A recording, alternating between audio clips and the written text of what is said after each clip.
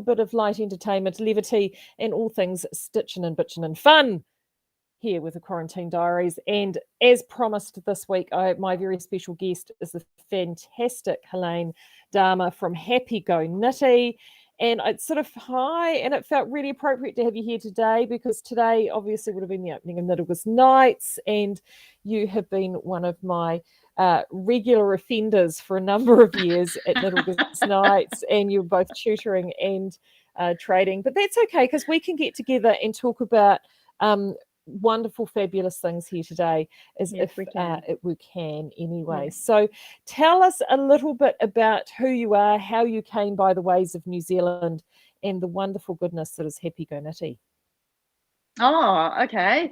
Yeah, so I'm Helene, and I am from Sweden. And I came to New Zealand 17 years ago with 4 suitcases and 2 toddlers.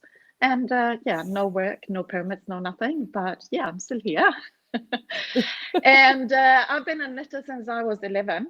And my grandma taught me to knit. And yeah, I've been, kind of on and off. In the 80s, I knitted a lot of the, the big mohair cardigans and all that kind of stuff.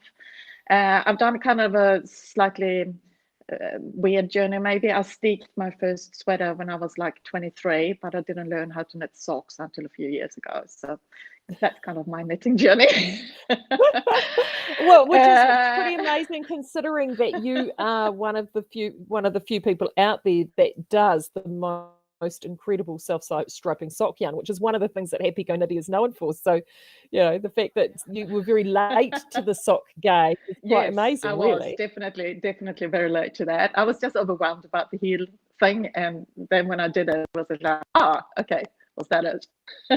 Yeah. So now I'm knitting socks. I'm always have a good sock going, because it's a handy project to bring. You can always chuck it in your bag and bring it along if you're going somewhere. That's really handy. I'm famously known for hating socks. I mean, I can knit them. Oh, really? I just don't like them. I just don't like. I don't know what it is. Me and socks have a block. Oh no, I love hand knitted socks. They're amazing. I'm either barefoot or I wear hand knitted socks. I love wearing them. I just don't like knitting them. Oh, okay. Yeah. It's a bit hard on the hands, I think, because you need that tight gauge to make it work. Yeah. But no, I enjoy knitting them. It's fun. Yeah. So tell us about Happy Go Knitty. How did Happy Go Knitty come about? Yeah, it's interesting, because I've always been a maker, always made.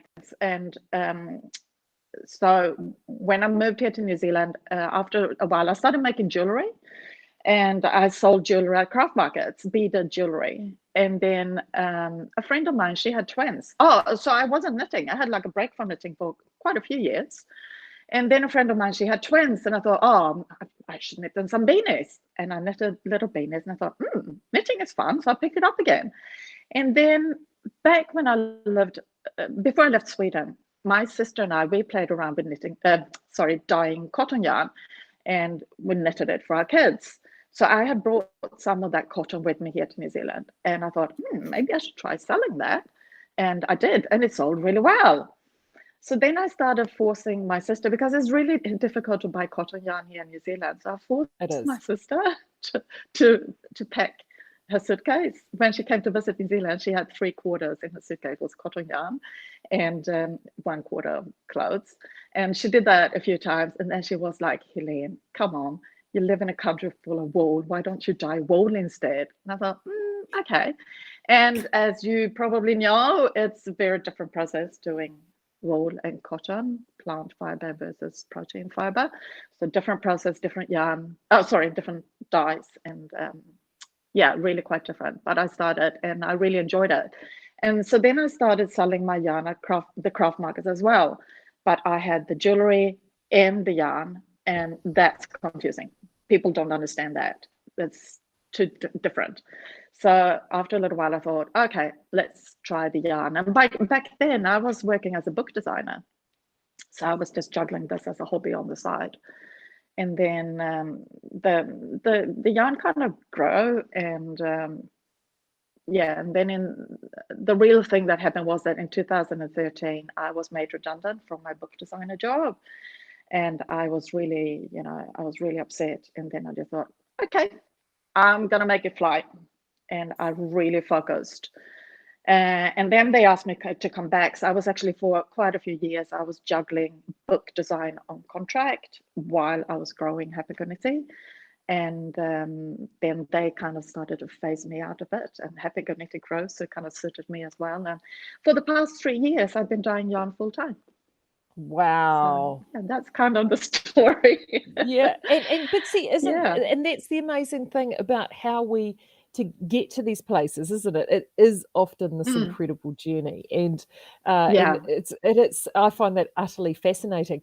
What I love about what you do, so I mean, when you first came on my radar, funnily enough, with self-striping sock yarn, even though I don't do Okay. socks, but those long prints have always fascinated me, and I love the long prints. Yeah. And you were honestly one of the few out there doing them locally. So, it was, so that's when you came to my attention. But talk us through in regards to the yarns that you have now, because you've got, I think, quite a unique collection of yarns. You really do curate quite carefully the bases that you use, and talk us a little bit about that, because I think that is fascinating. I love what you use, and it does stand you out from a number of other makers in the business. So talk us through that a little more. Okay, yeah, so when I started dyeing, I was actually dyeing a lot of BFL sock yarn, so that's probably why you found the self-striping socks, and I was playing around with the technique on how to make them. And I sold a lot of BFL. And then that kind of died out a bit, and I started trying out other bases and stuff. And then I think I might have been one of the first ones starting working with yak yarn. Not saying I was the first one, but it was pretty early I started. And that's when I introduced my single spun 4-ply yak silk merino, which I call Sikkim. And I think that Sikkim, amongst a lot of knitters, I think quite a few knitters actually know about Sikkim by now. Yeah. And I sell a lot of it. And then I took on the base that I call Mardi. It's pretty much the same blend, just slightly more yak. It's still a 4-ply, but it's plied instead of being single spun. So it works much better for garments. It's more durable than single spun. Personally, I'm not a fan of single spun for garments. I know that a lot of people use it. I think it works much better for shawls. Yeah, so Mardi is really, so Mardi is really good for garments, and that's actually what I'm wearing at the moment. I love wearing it. It's soft and slightly silky, drapey, cozy. It's really nice. And I really enjoy dyeing these yak bases because they are a brown base. So the colors come out very different to a white base. I think they're more interesting. Yeah. And there's a little bit of grain in there as well too, which adds sort of a slight visual texture to the yarn, as well as it being and a divine. slight halo. Not quite as much as with possum yarn, or not as much as possum, but it has a little bit of a halo, and I really like it. And then now I stock that in the 4-ply single spun Sikkim, the 4-ply plied, that is Mardi, and I've also got an 8-ply, which I call Sinam or Sinam. So they are my yak yarns. And then I have recently taken on a yarn that I call Merpaka, which is an 80% merino, 20% alpaca yarn, and it's spun here in New Zealand, and non-superwash treated, and it's really lovely. I've got it in 8-ply and 4-ply. And it's really interesting because it's spun in quite small batches, and the color changes a little bit with every batch. So I've got one batch that is slightly fawn and one batch that is light gray. And it's also really lovely yarn. So, and then I've also stocked, I don't have anything dyed up at the moment, but I do silk mohair, which is fun yarn to add, especially with the 4-ply, to add and do those double stranded patterns, which is, I think it's really fun. Yeah, and we've just done one now. We love them. So let's go back to this glorious tee that you're wearing. So who is the designer? What is the design? The designer is called, I probably can't pronounce it correctly, but she's called Sofia Ojera, I think. It sounds Spanish, but my understanding is that she's French. So I'm not quite sure about the pronunciation, but it's called Treville. And it's inspired by, Treville is a town in France, and it's inspired by the festivals and the circus tents that they have in that town. So her design is actually red and white stripy with very bright colors. Yeah.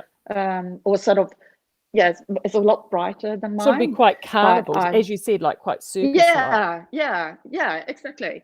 And but I decided to knit it in Mardi, so I have used there are lots of different colors, including a couple of my hand painted yarns. So it's got the oil slick color, which is one of my most popular hand painted colorways. So it's got that multicolored in here, and yeah, it's a fun knit. It's a long sleeve actually, but I knitted it short sleeve. Yeah, so the one sitting next to you, the green one, pull that one down, because I know that Julie from Harney's Hoolies, Hoolies wore its twin with us on Sunday. So yes, so this is the Ember sweater, which that was actually my lockdown project last year. Yeah, because I saw the pattern when it launched and I was like, oh my God, I love that pattern, but I will never ever find the time to knit it. And then when lockdown hit last year, I was just like, yep, I know what I'm doing. So that's when I casted that on.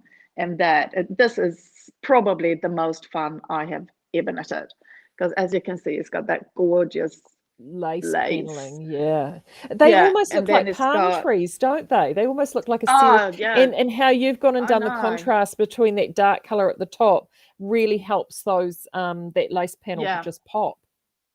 Yeah, I think it's a good idea. I have actually sold heaps of kits for this now, and I think it's a really good idea. So this is Mardi undyed, and I think it's a really good idea to keep it that light color, because that really helps the lace to show properly. And I think it's gorgeous, and it's got so many little fun details. I'll see if I can show you. Can you see the little things that are going there's on some nice little there's like at the top spots of the green here. Yes, and the little spots. And then there's some texture. And then it looks like little some raised textured stitching across the top. And then it's got another fun thing. It's got little. Sorry, I'm trying to see what I'm doing. It's got little everything's reversed in the rib. So. It's got little pearls in the rib, which just gives it a little really fun little texture. And then it's got the sleeves are completely different to the body, so it's really fun knit. And I'm a big fan of color work combined with texture. I think it's a really good thing. Yeah, no, I love the sweater. I'm so glad I knitted it, because this is probably, like I said, it's the most fun I've ever knitted, but it's also one of my most worn sweaters. Lots of people have probably seen me wearing it. That's just it. You just get it. Now, Lynn has just asked the name of the short sleeve top that you've got on. It's called Truville, and if you just look a little bit further up the comments, Lynn, you'll see Kathy has actually popped a link into that pattern for you if you want to go and check it out. So thank you. Kathy's wonderful. Between Kathy and Michelle, they make sure that everybody's got links to everything, which is awesome. Yeah, and I can mention, if anyone is keen to knit this in Mardi, I actually put together a little kit of 7 25-gram colors, so that you don't have to buy lots and lots of colors for the yoke. You can get them in little 25-gram balls. I don't list them online because I don't prepare kits. It's much better. Contact me and tell me, I would be interested in this and this and this. I send you a photo, and then we can put a kit together. Oh, so they're custom kits. They're your own Truville custom kits. Yeah. Absolutely. Yeah. Such good sense. Yeah, that's fantastic. Pauline's wanting to know, love, what's my knitted top? Look, Pauline, you'll laugh. This is actually the Essential Raglan, my version of the Essential Raglan by Yumiko Alexander. It's done in Afi, which was the wrap spun alpaca yarn. That was a sister yarn. We did it as a limited edition to Mahana. So it's the Mahana fiber, but with a polyamide binder. So I've gone and done it with a sort of, like, I've kept it sort of kimono sleeved, which I think is what she had in the pattern. The one thing I changed with it is, so in the pattern, it was actually designed for like a sort of even a very fine kind of mohair and to be quite sort of light and wispy, like as a layering piece. I did it in this. I love it in this. And the only thing I changed a couple of things, but that's me. I did on the back, I did actually put a slightly scooped back on it. Oh, that's nice. I like that. At the hemline. Yeah. Well, I just find it's a little bit more flattering being a bit bigger. The one thing I have done with this morning, because this is actually probably my favorite round the house sweater, like it's the one that I just throw on. It's I've got I won't stand up and talk to everybody, but I've actually got exercise clothes on today. So I've got yoga pants and top because I'm going for a bike ride. As soon as I've done this, I'm having a quick bite to eat and then I'm out on the bike because the weather here is stunning, but the forecast for the next week is not. So I want to make sure that I at least get that in before the weather turns to rubbish, just in case. Well, even if they drop the alert level, we're back at alert level 3, which still doesn't give you a lot of movement around. So I just want to get that in. But what I did do this morning before I came to talk to everybody, and I wanted to put this on, is it desperately needed a D-pill. Like I looked at it and she was looking a little bit shaggy sheepdog on it. So I got out the battery operated D-piller this morning and gave it a pretty decent once over. And I have to say, because this is a wrap spun yarn, so it's almost a boucle, but not a boucle. It is just a wrap spun. It depilled beautifully, really good. And I was torn. Depill is just like magic. It's amazing. And I know. And I was really, really torn between using a sweater stone on this or my battery operated. And I went with the battery operated in the end. I could have probably used a sweater stone, but some of the pills were quite small. And I just found that the battery operated actually pulled those away more effectively than the sweater stone. So that's what I've got on. And I absolutely love it. I love the battery one.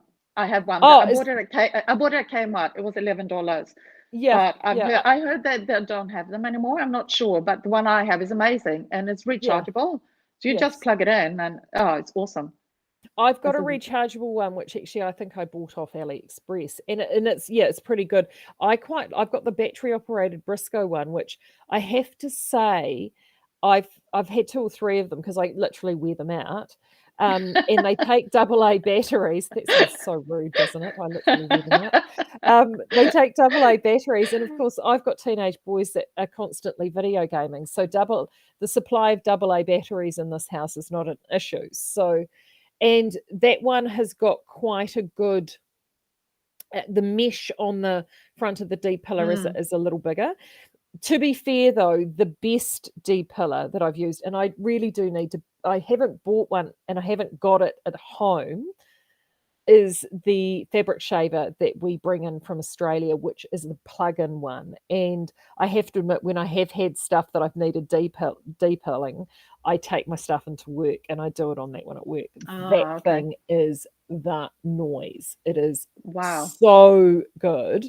And the thing I love about it is you can get replacement blades, whereas the little battery one, you can't. Like once they go, that's it. But I think I wait for a Briscoe sale and I pay like $13 for it. So I know that's really awful to have that disposable attitude, but whereas the electric one, the electric fabric shaver, it's about $60. And to be fair, it is fantastic.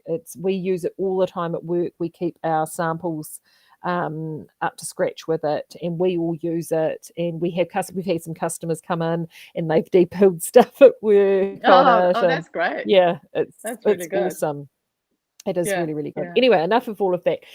What are the delicious samples? Because you've got your sample rack there, and I think you've got some of the best samples in the business, my love. And I need you to show us some of those because what are your favourites? Like what some of your go-tos there? Well, I have one of my most worn one is probably my Joss. Oh, yes. Which is a trimetal pattern. This one I have worn a lot and also sold a lot of. I think I've sold almost every combo possible for this one. So that one's really cool. A lot of people comment on my siren song, which is also now, is this a the truly one that you myrtle. did in oil slick? Is this the? No, this is actually the brighter one that is called Artist Palette. So that one is Artist Palette. brighter. It's combined with silver pennies, which is a silvery grey. Now, is this the I one that do. you've recently done with the reversed colours? Did I see that? Where Yes. you had. Yes, it was a customer who came in and she had done it. So she had just put her colors the other way around. So Yes. instead of having the bright at the kind of the most prominent, that was just popping out as the little stitches in the background. And quite Yes. frankly, I almost have to say I almost prefer hers. That was a bit disappointing, but It was, but the side by side though was amazing. it was quite cool to see it like that, wasn't it? Yeah, it was, and it just shows you what a difference that can make. The two exact same yarns, but you just switch them out between the main color and the alternate. I just thought that was really fascinating. Lynn, you've asked, is the electric shaver okay on Bohemia? The answer to that is yes, but if I'm being brutally honest with you, and I think if Deb is in here, she'll agree, I actually think a sweater stone is a better thing to use on Bohemia than the shaver. The shaver is great, but the only thing I will say is that the shaver will also shave off your possum halo as well, and actually that's the bit that you want to love, whereas if you do a light scuff over with a sweater stone on your Bohemia, it takes all those pills away and it then re-fluffs up your possum halos. So it keeps it looking absolutely fantastic.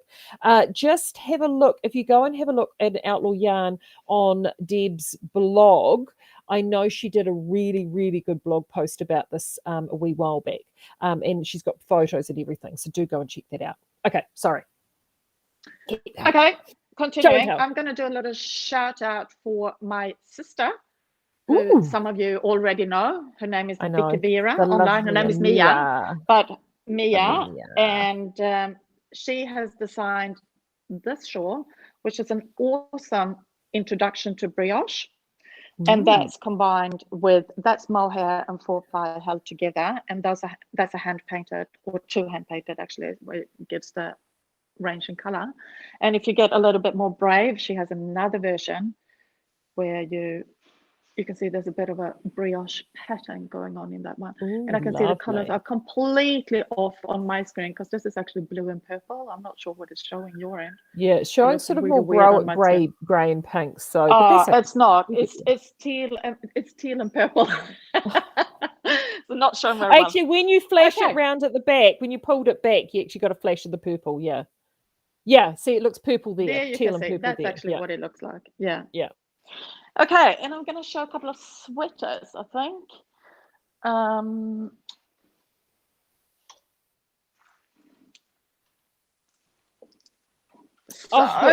Kathy's even popped Mia's design page up from Ravelry into the comments. Thanks, Kathy. Mia's? Oh, yeah. Awesome. She does some really cool stuff. She hand spins and dyes and designs. She designs lots of funny socks. And also and her Instagram is still Vicky Vera, isn't it? Yes. Yeah, it is. Yeah. And it's beautiful. So she's a great photographer. She's an amazing photographer, everybody. So if you are an Instagram user, do definitely follow Mia on Instagram. Yes. I love her photos. She's beautiful. Yeah, anyway, they're awesome. Okay, so I'm not quite sure where we're going to start. We were talking about color and texture. This is a fun one. Ooh, I love that. It's called Koivois. I think that's how you pronounce it. Koivois by Boiler Networks, Caitlin Hunter. And this one is knitted in a yarn that I unfortunately don't have anymore, but you can use my new 8-ply Merpaka for it. And then the gorgeous red yarn is Spin Cycle. Oh, lovely. So that's really cool what gauge is that one knitted to? Do you remember? No, I don't. I knitted it 3 years ago, maybe, something like that. So I don't remember. But that is also a really fun one because all the texture bits are different.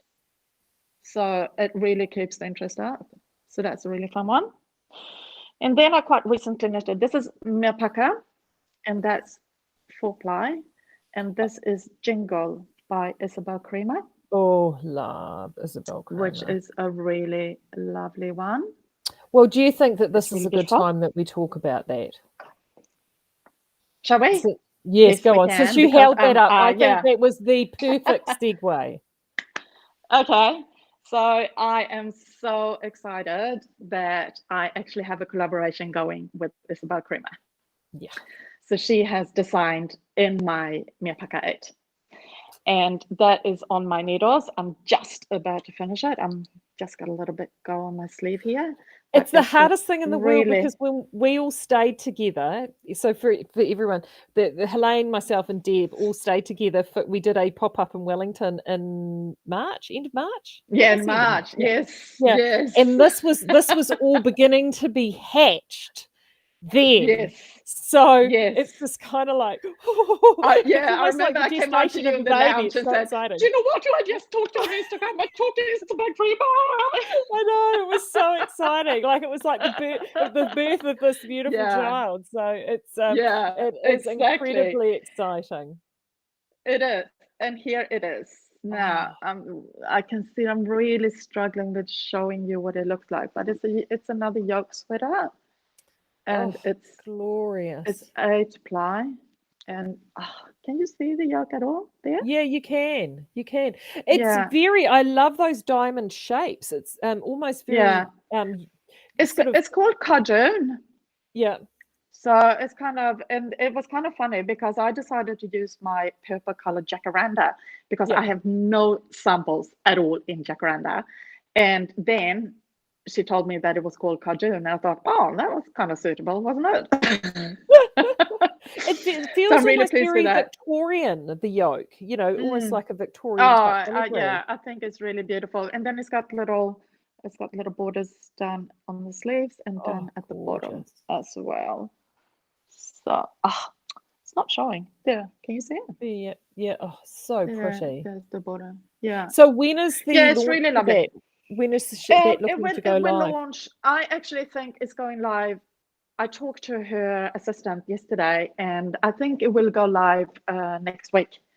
Because Isabel is doing a knit along that starts on the 12th of September, and that's kind of a knit along that where you can, I think it's any of her patterns actually, but we will launch this one in time for that. Yeah. So I am working on kits. There will be lots of kits available. It's the Meerpakka 8, so it's an 8 ply, and I will have kits available. Question is if I can send them. I don't know. No, yeah. So do make sure that you are following Helene on Instagram, Facebook, to make sure that you are up to date when all of this happens. Yeah, I know it's like us with our. I just looked at the quiver that you did before with the Caitlin Hunter. It is actually would be perfect. It's like us with our new Kelly & Co. We've got, I mean, you get this fantastic, wonderful yarn, and then you can't. You can't send it. You can't send it. It's frustrating. It is what it is. I can also reveal while I'm onto it, because I have another collaboration going with another designer, which is a bit exciting. I texted her this morning to see if she could give me some kind of time frame. I haven't heard back yet, so I'm not sure when it's going. But some of you might remember that I had a collaboration going with Thea Coleman. American Thea Coleman a couple of years ago. She designed this, which is called Shandy, and it's really beautiful. It's got a really gorgeous back. Yeah, the back's stunning. It's beautiful. Yeah, it's really beautiful. And she's now designing, because Thea is known for her cable work. She does beautiful cables, and she has also got Meerpakka 8 with her to design it. So that's a bit exciting. That's exciting. So exciting things happening. It is happening. Annie's just asking, what gauge did you knit your sample, the Isabel Kramer sample? Is it 22 stitch gauge? Let me think. Yes, it is. It's 22, but she knitted on 4mm. I actually had to go to 4.5. Oh, I'm a slightly tight knitter. Yeah. So So I there was you actually go. having an email conversation with a customer the other day because she has already bought the yarn for it and she's swatching at the moment. And she was saying, I cannot get gauge. And I was like, don't worry, I didn't get gauge either. I just went up to 4.5 and it works perfectly. It's Yeah. absolutely fine to go on 4.5 instead. Yeah. Yeah. And it's and sometimes too with those alpaca yarns you need to as well. You know, I mean, I know I have to watch my gauge on with alpaca. Sometimes you need to do a little bit of a little, and I mean that's the whole point though, isn't it? Of gauge of swatching, you know, because It then is. that way you can get it right. I'll tell you what, I'm going to show you one more example because this is talking of swatching and gauge. Mm.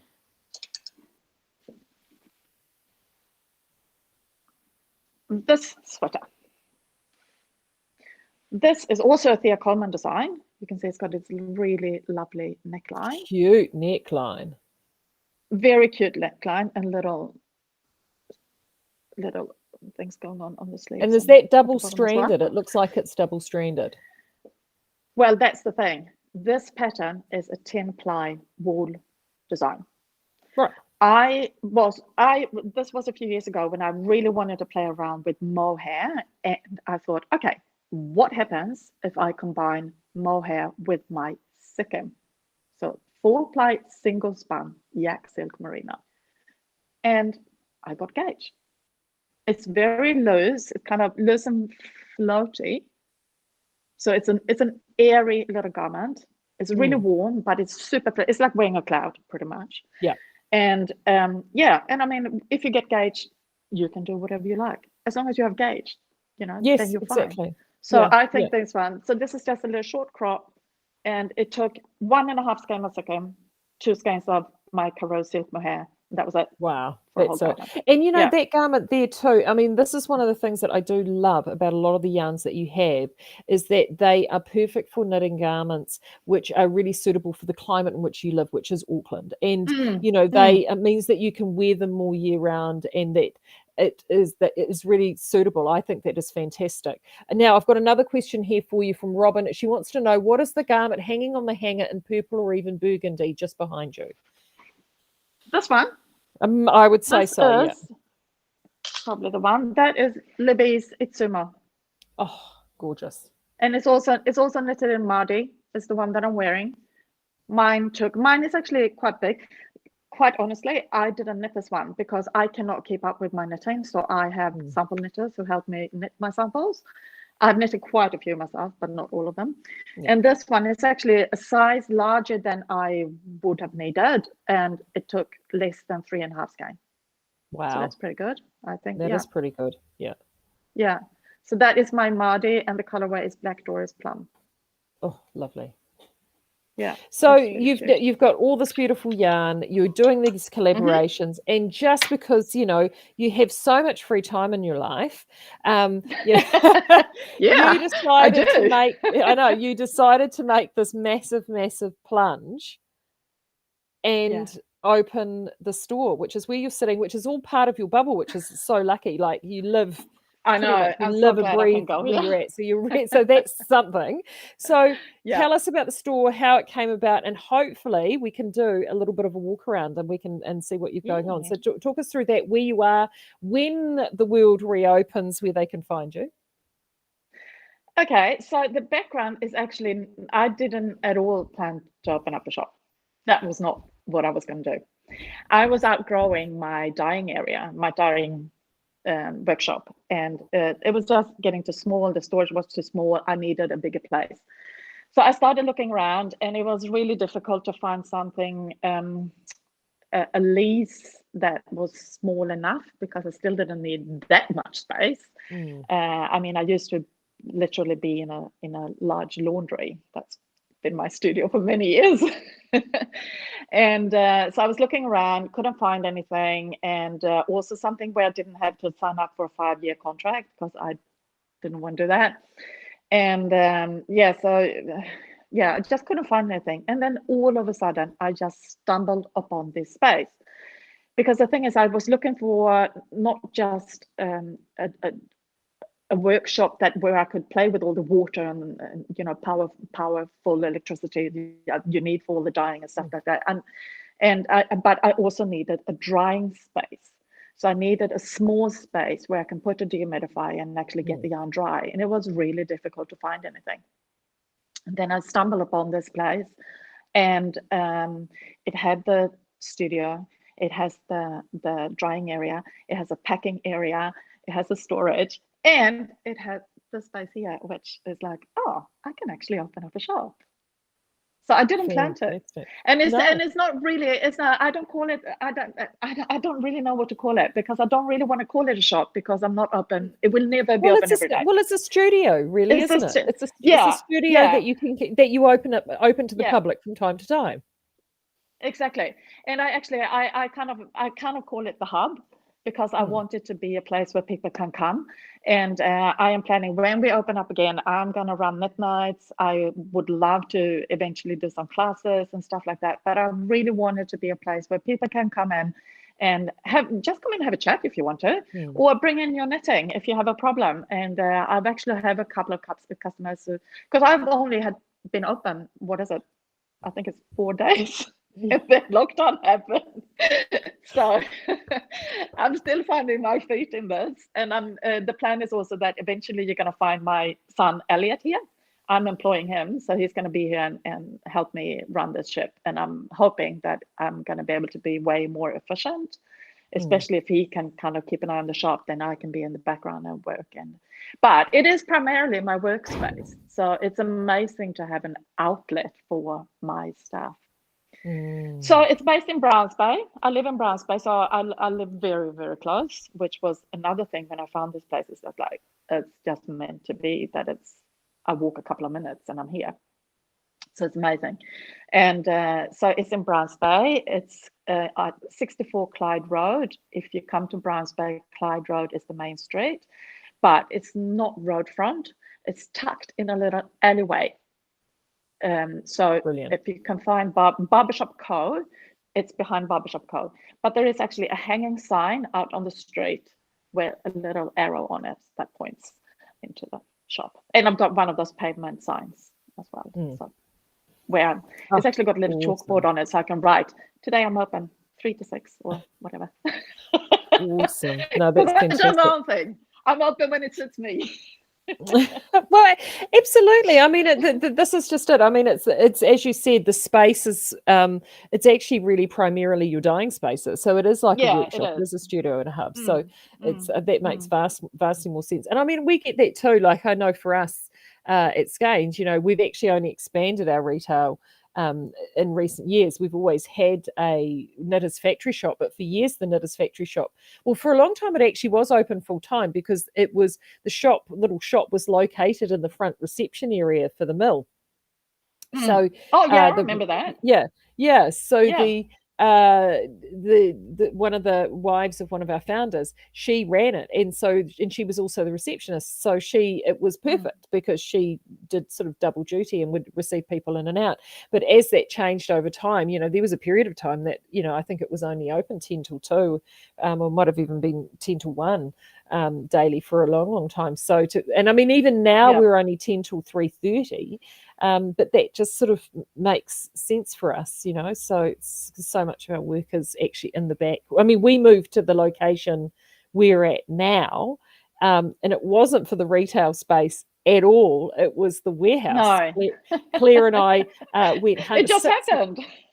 Well, 6 months we were looking at warehousing space, and we were looking and looking and looking, and we were going to keep the shop where it was and then just do this external warehouse, and ours was the same. We stumbled across this one and we saw that it was coming up for lease, and it was kind of like, oh, it's on one of the main roads and it's got all this. I mean, for me, it was love at first parking. For me, I saw 22 car parks and I just was like, Yeah. So, you know. I know. I mean, it was the same when I walked in here, when I saw it, because this place was actually a beauty salon that was closing down. And I walked in and I was like, oh my God, this is the perfect space. I just have to have it. I have to have it. Wonderful. And it must have been meant to be, because since it's so close to where I live. Yeah. So should we try and do a quick little walk around? We'll see if this will work. We can. We'll see if it will work. So I'm going to I'm going to keep this double screens up. Yeah, the reason I'm keeping the screens up, everybody, if I jump down to the bigger screen, it actually just chops it off, whereas you get more of a vertical aspect if I keep Helene like this. Okay, so I'm stocking quite a few patterns, mainly by Libby from Truly Myrtle, but I've got Hanging Rock Rose, I've got Sleeveless Knits, I've got Knit Share Love, and some other designers. Wonderful. I have my Chiago needles. Yeah. Excellent. And here I've got my cinnamon yarn, which is the 8-ply. Here we go.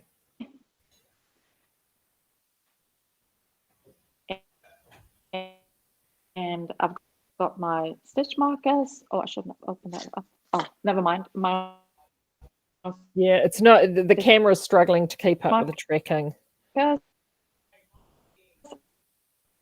I have the stowaways, which are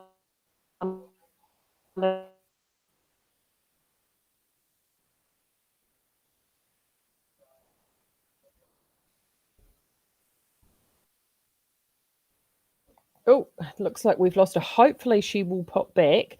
It's technology, when you're playing around with technology, and she's having to do it all on her phone, and she doesn't have Wi-Fi to the shop. So we've done really well. So hopefully with any luck, she will pop back. I will actually get her to dial in if she can. But I've got plenty. I'll get her to hold on a second. Let me do this.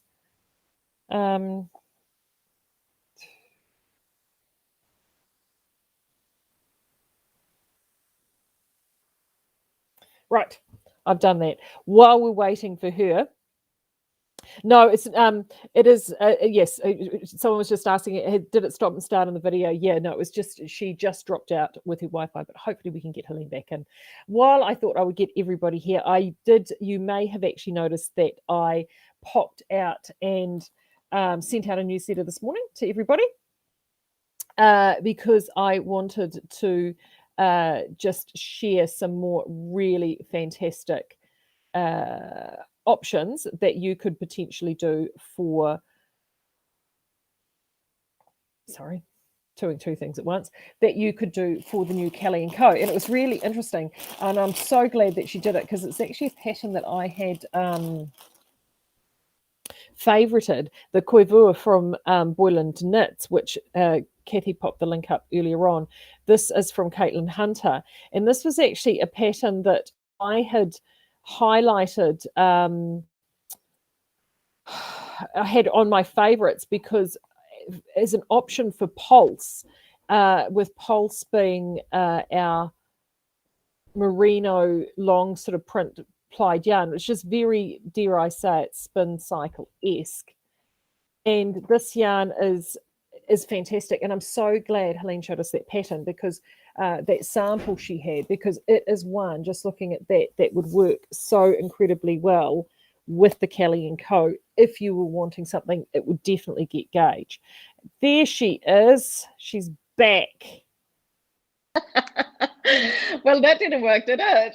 No, it didn't. We weren't sure whether it was going to, so we thought we'd better we would give it a go. But that's all right. We're here. It doesn't matter. We know this works. So this is it's such a shame though, because I was a bit excited about showing you my little hub. The problem here is that I'm actually not on Wi-Fi. I am on data, and I've got quite thick walls. So that is probably why the connection just can't do it. No, that's okay. So that just means that people will have to come and visit. Exactly, when they can. I think that's most important. I can't wait to get up there and have a look at it. I really can't. I am itching to come visit. So the other thing I wanted to touch on a little bit is, of course, you were coming to Knit August Nights, and you were teaching last time. You taught Scandinavian knitting traditions, and it was an absolute smash hit, and we were going to do it again. And there are some real some real things that Scandinavian knitting tradition has that they've gone and brought to mainstream, but are things that are quite unique. So, from being obviously Scandinavian, what are some of the things that you love to do that you see in your knitting tradition that isn't necessarily mainstream here, or that you love to actually bring to your knitting now that you live in the Antipodes at the bottom of the world? Well, I mean, I guess one of the first things is that, which is not typical Scandinavian, but very common in Scandinavia, is that I'm a continental knitter. So which means I am holding my yarn in my left hand and not in my right hand. So I don't throw or pick or anything like that. Which is, well, that's how I was taught, and that's how most people, I would say, knit in Scandinavia. And that is also something that I'm really keen to do a class about here, if people are keen, because I know that a lot of people here are keen to learn continental knitting. I think it's faster, but it's really helpful when you do color work, because I love knitting color work, and it's really handy because of the way I can hold my yarn. So I put one yarn here, one yarn over here, and one yarn over three, and then I can just pick between them, and it's a really handy way of knitting color work.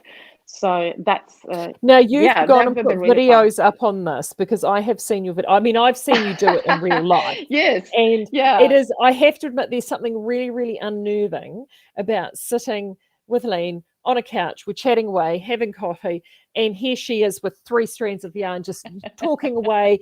It is very unnerving. But you have actually done some really fantastic videos on this. And where do you find those? Are they on your Instagram, those videos? No, they're not, because they're actually just well, you might be able to find them on my Instagram. You might be able to find them on my Facebook, actually. Yeah. Because I haven't done them in a kind of tutorial kind of way. No. It was just videos that I did that was fun.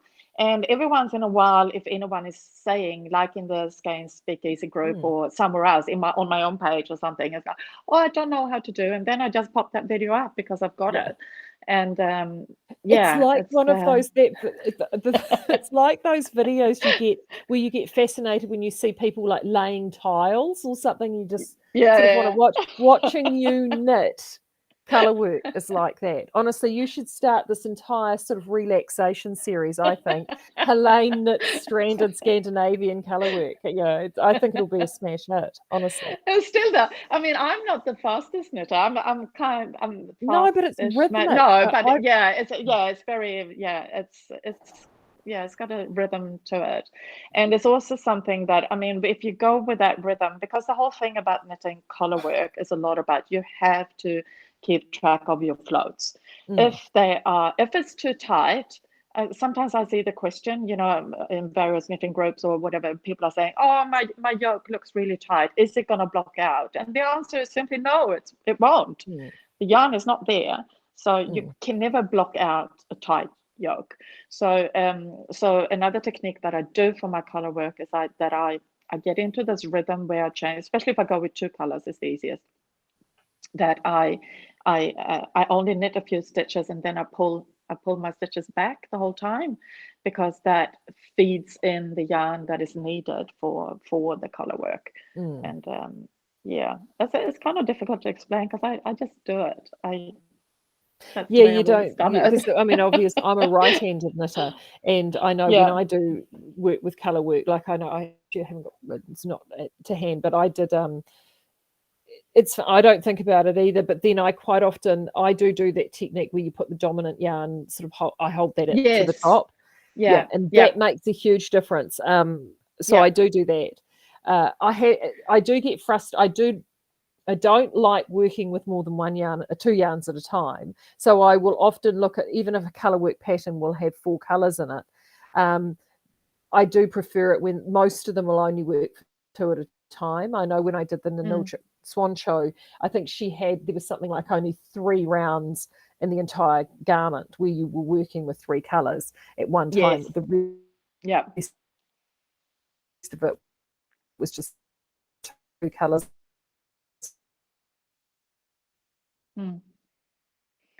I don't know if we are breaking up again now, because you froze on my screen and I can't hear you anymore. I don't know if you guys can hear me at all. They will tell me very quickly. There we Oh, go. now I can hear you again. Yeah, perfect. Yeah, we're back. We're back. Yeah. Sorry about Yeah. that. You mentioned earlier before about steeking. You did your first steek when you were what, 23? Well, to be honest, I'm gonna change that. My first and only, because I haven't steeked since. Yeah, I mean, because steeking is something that is often do associate with Scandinavian design. Yes. You see a lot of steeking. Yeah. Yeah, absolutely. And I mean, I didn't even realize that I was supposed to be scared about it. I just did it because it was actually not just sticking, cutting it open. It was a cardigan, but it wasn't just cutting it open. It was literally cutting out the neckline. So yeah, so I cut a round shape like that for the neckline as well. But I did. I mean, like I said, this is 30 years ago. So I didn't know any other way of doing it. Like now I know there are ways of doing some kind of crochet border or something before you cut it. I literally that's the steek I tend to prefer is I put it in a crocheted sort of, I don't know what you call it, but I just do a crochet and then I cut in between the two pieces of crochet, and then and if it's going onto a band, a button band, then I use that crochet to fold over and then whip stitch in to actually Not that I did the only way I could think of back then, because back then I was also a sewer. I did a lot of sewing when I was younger, so I literally did 2 seams on my sewing machine. 2 seams on each side, and then I just cut it. What I would be keen to try though, because I read quite recently about doing that little mid bit that is your extra stitches for sticking, that you can felt them. Yeah, I think that sounds like almost the ultimate way of doing it, because if you have felted your wool, that would be, how could it possibly slip from that? I think that sounds like a really interesting technique. I would love to try it. Maybe I should custom something new and do a steek.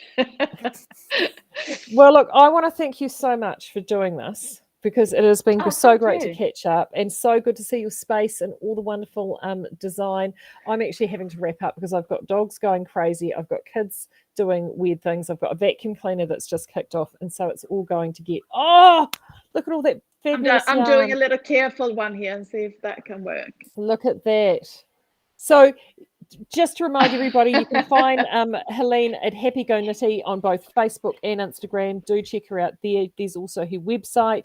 The store is in Clyde Road in Browns Bay, so do make sure if you're in Auckland or Browns Bay, when things kick off and open up again, do pop and see the studio when it is open.